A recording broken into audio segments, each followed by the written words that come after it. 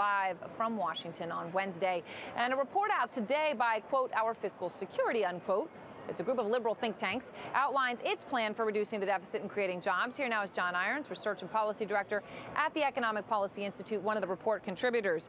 All right, John, good to see you. So, well, I guess go through this. Obviously, this is identified here as the liberal side of the ledger. What would you cut? Well, I'm not sure I'm going to speak for all liberals out there, but let me outline a little bit of what our plan does. I think the first thing that it does is to really recognize the economic crisis that we are still in, with unemployment at still about 10%. So we do have money in there for additional job creation efforts as well as sustained investments.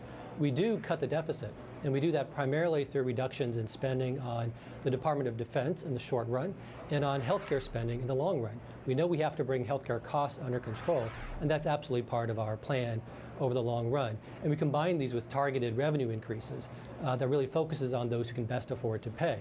And so we are able to do this. We're able to achieve a primary balance in the budget by 2018. And we're able to really protect the most vital national priorities, including Social Security and Medicare. So Social Security, let's take this one. This one's interesting. You're not making any benefit cuts, and it does not look, at least from the summary here, that you're changing the retirement age at which someone could receive full Social Security. But you are making people who make more than $107,000, which is the current taxable ceiling for Social Security, pay on every dollar that they earn. That is a pretty dramatic proposal. Yeah, so what we're doing is we're asking people who can best afford to pay to bear some of the responsibility of bringing the Social Security system into solvency. And so we are indeed raising the cap on the benefits, or on the income that is subject to the Social Security tax. To no cap, it looks like. Well, there'd be no cap on the employer side. There would still be a cap on the employee side, on the individual side. We'd raise it to cover 90% of all earnings economy-wide.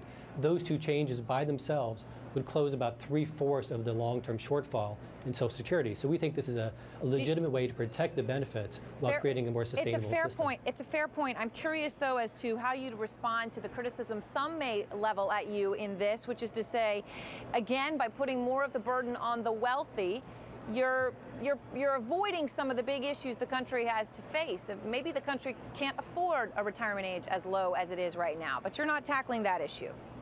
No, we believe that the benefits through Social Security are actually relatively modest. The average benefit is about $14,000 per year. This is much lower than other countries around the world.